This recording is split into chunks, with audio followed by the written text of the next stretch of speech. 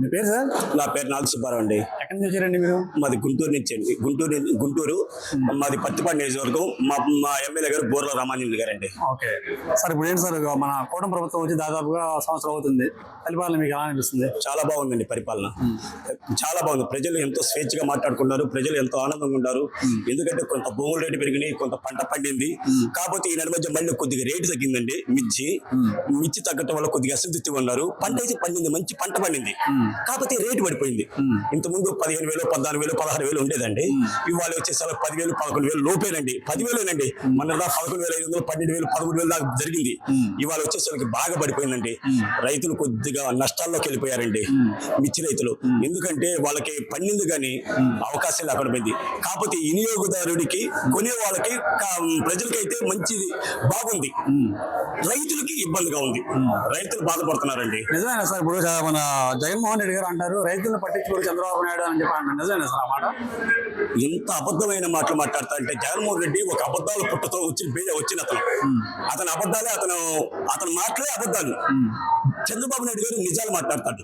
చంద్రబాబు నాయుడు గారు గతంలో అసెంబ్లీలో కూర్చున్నాడు. ఎందుకు కూర్చున్నాడు తెలుసండి? ఇన్సూరెన్స్ చేయలేదండి. గతంలో ఇన్సూరెన్స్ చేయకపోతే రైతులు ఆగమైపోతారా? రైతులు ఎంతో ఇబ్బంది పడతారు. మనం చేసేది ఎందుకు?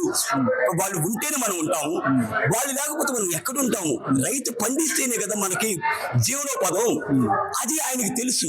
జగన్మోహన్ రెడ్డి తెలియదండి అది. ఎందుకంటే వాడు ఏంటంటే దాచుకోవటం తెలుసు. చంద్రబాబు నాయుడుకి గారికి కష్టపడి వాళ్ళకి ఎంతో రైతులు ఉంటేనే కదా మనకి అన్ని దొరికేదని అనుకుంటాడు. అప్పుడే రాష్ట్రం బాగుంటుంది, రాష్ట్రం అభివృద్ధి చెందింది అంటాడు చంద్రబాబు నాయుడు గారు. ఇప్పుడు ఈ కూటమి ప్రభుత్వంలో ఉప ముఖ్యమంత్రి పవన్ కళ్యాణ్ గారు ఎలా పనితీరు ఎలా ఉంది? సూపర్ గా ఉందండి. ఎంతో అంతకుముందు ఆవేశంగా మాట్లాడేవాడు. ఇప్పుడు చంద్రబాబు నాయుడు గారి దగ్గరికి వెళ్ళిన తర్వాత అంటే వీళ్ళిద్దరు కలిసిన తర్వాత ఎంతో చక్కగా మాట్లాడుతున్నారంటే ప్రజలు అంటారు, పవన్ కళ్యాణ్ గారు కూడా రే నిదానంగా బాగా మాట్లాడుతున్నారు రా, చాలా బాగుందిరా, ఎంత బాగుంది. అదే రే ఒక మంచి నాయకుడి దగ్గరికి వెళ్తే అన్ని మంచి చక్కగా వస్తాయిరా. చంద్రబాబు నాయుడు గారితో కలిసిన తర్వాత మాటలు ఎంత చక్కగా ఉన్నాయి చూడరా. అంతకుముందు ఆవేశంగా ఆ ఊలేదు రా, అభివృద్ధి గురించి మాట్లాడుతున్నారు రా. ఏది ఎక్కడ ఏం జరుగుతుందో దాని గురించి మాట్లాడుతున్నాడు పవన్ కళ్యాణ్ గారు. ఎక్సలెంట్, చాలా బాగుంది. ముద్దులు అవుతారు ఒకరికొకరు. వాళ్ళిద్దరు ఎంత సంతోషంగా ఉన్నారంటే అంత సంతోషంగా ఉన్నారు చంద్రబాబు నాయుడు గారు, పవన్ కళ్యాణ్ గారు. సార్ అయితే మన ఈ మధ్యన జనసేన పార్టీ ఆవిర్భావ సభ జరుపుకున్నారు సార్. జనసేన పార్టీ వాళ్ళు ఆ పార్టీ సభలో ఆయన 40 సంవత్సరాలు ఉన్న పార్టీని నిలబెట్టాను, అలాగే మేము నిలబడ్డాం అని చెప్పని అన్నారు. దాని మీద కొన్ని విమర్శలు వస్తున్నాయి. దాని గురించి మీరేమంటారు? ఆయన కన్నా కానీ నాగేంద్ర బాబు గారు అన్న మాటకి కొద్దిగా బాధపడ్డారండి.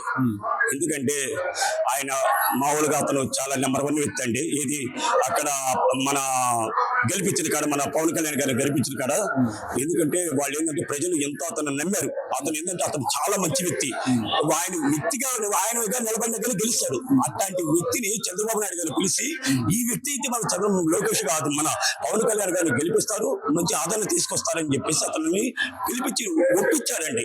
సరే, ఇక్కడ ఆయన గెలవడానికి ముఖ్య కారణం ఇటు జన సైనికుల, అటు లేకపోతే తెలుగుదేశం పార్టీ కార్యకర్తల అని అంటే మీరేం చెప్తారు? ఇద్దరు కలిసి పనిచేశారండి చేటులో. తెలుగుదేశం బాగా కష్టపడి పనిచేశారు, జన సైనికులు కూడా చేశారండి, చేయలేదు అంట్లా. ఇద్దరు కష్టపడి పనిచేశారు, ఇద్దరు బాగానే పనిచేశారు. కానీ ఇద్దరు మనకేందంటే మా బాధ ఏంటంటే నిజం చెప్తున్నా కదా, అతను కూడా ఎమ్మెల్సీ ఇచ్చినడితే ప్రజలే ఉన్నారంటే నేను వెళ్తాను కదండి, ఎంతో మంది దగ్గరికి వెళ్తానండి. అన్న అతనికి ఎమ్మెల్సీ ఇచ్చినట్టే పవన్ కళ్యాణ్ గారికి కూడా మాట ఉండదన్నా, పవన్ కళ్యాణ్ గారికి కూడా మాట వస్తుందన్న. ఇతని వల్ల కొద్దిగా అతను ఎంతో నెంబర్ 1 వ్యక్తి. అతను ఇండివిజువల్ గా నుంచున్నా, అతను ఇండివిజువల్ గా నుంచున్నా కానీ ఆయన గెలిచే మనిషి అన్న. కొద్దిగా నాగబాబు గారు కొద్దిగా అట్లా మాట తూలాడన్నా, చాలా అక్కడ అసంతృప్తిగా ఉండారన్నా నాకు తెలుసు అన్న. ప్రజలు కొద్దిగా అసంతృప్తిగా ఉండారు, అది నాకు తెలుసు. మీరు కొద్దిగా ఆయనకు ముందు ఎప్పుడైతే పవన్ కళ్యాణ్ గారు, మన చంద్రబాబు నాయుడు గారు వీళ్ళిద్దరికి కలిసి ఆయనకి ఇస్తే, ఒక ఎమ్మెల్సీ ఇస్తే చాలా బాగుంటుంది అంటున్నారు. ఆయనకి ఇస్తే చాలా బాగుంటుందండి. నేను కూడా మనస్ఫూర్తిగా నేను కూడా కోరుకుంటున్నానండి. ఓకే సార్, అయితే ఇప్పుడు పవన్ కళ్యాణ్ గారు పొలాలను విడగొట్టే వ్యక్తి లేకపోతే పొలాన్ని కలిపే వ్యక్తి అని అడిగితే మీరు ఏం చెప్తారు? అంతా కలిసి మెలిసి పని చేయాలనుకునే వ్యక్తి అండి పవన్ కళ్యాణ్ గారు. అందరూ కలిసి మెలిసి పని చేస్తేనే ఆ దేశం బాగుపడుతుంది, ఆ రాష్ట్రం బాగుపడుతుంది, ఆ ప్రజలు బాగుంటారనే వ్యక్తి. ఎందుకంటే ఆయన ఎప్పుడేందంటే చూస్తానికి అట్లా కనపడతాడే కానీ మనిషి ప్రజల్లో కలిసిపోయే మనిషి అండి. మేము చంద్రబాబు నాయుడు గారి కోసం పనిచేసాము.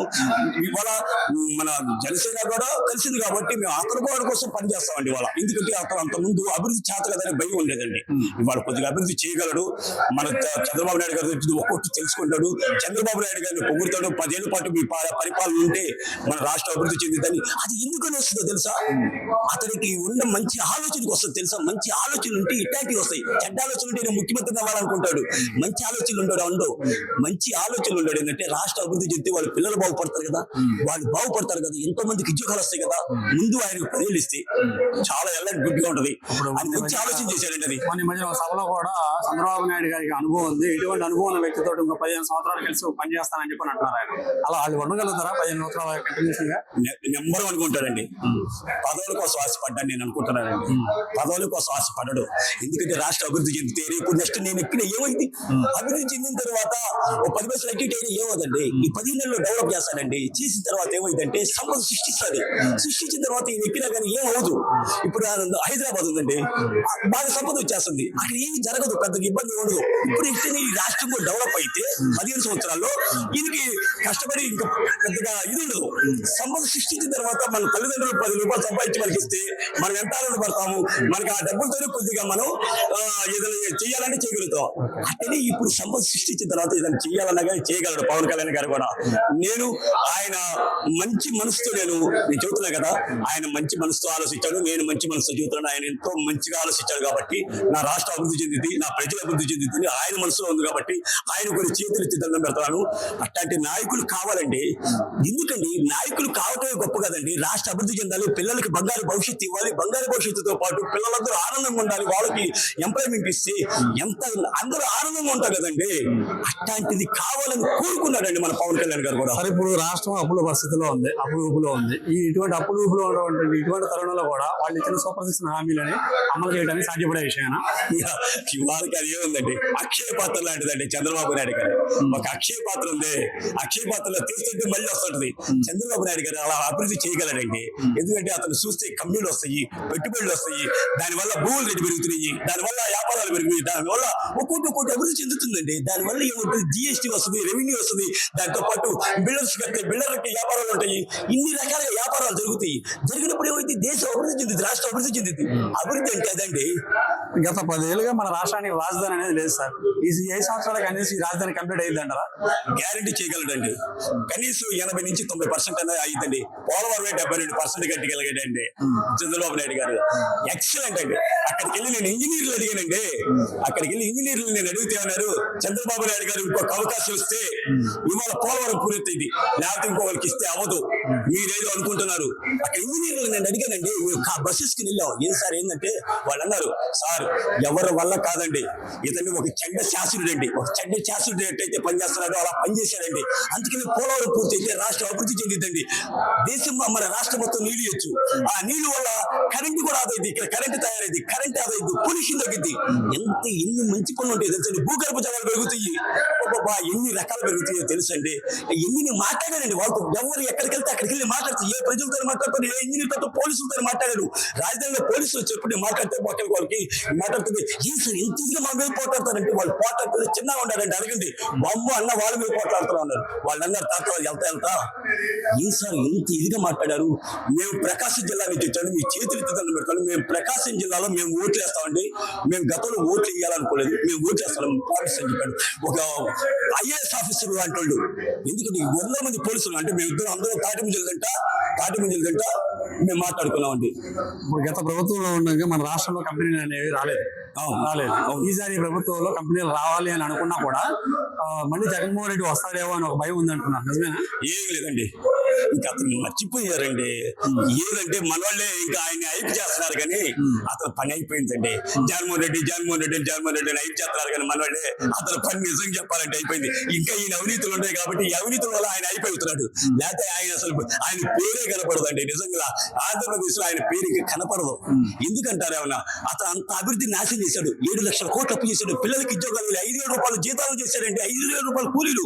అప్పుడు టమాటాలు 150 రూపాయలండి. మా బంగాళదుంపలు 100 రూపాయలు, చిక్కుడుగా 120 రూపాయలు. ఇవన్నీ చూస్తే వాళ్ళు ఆ రోజుల్లో ఎంత బాధపడాల్సి వచ్చింది. ఇంత ఈ టోని కల్పించుకుని వాళ్ళు కూడా ఉన్నారండి. నేను వాలంటీర్లు కలిసాను, బిఎల్ఓ కలిసాను. అడగండి, అందరితో కలిసి మాట్లాడాను కాబట్టి నాకు తెలుసండి. Thank you so much sir.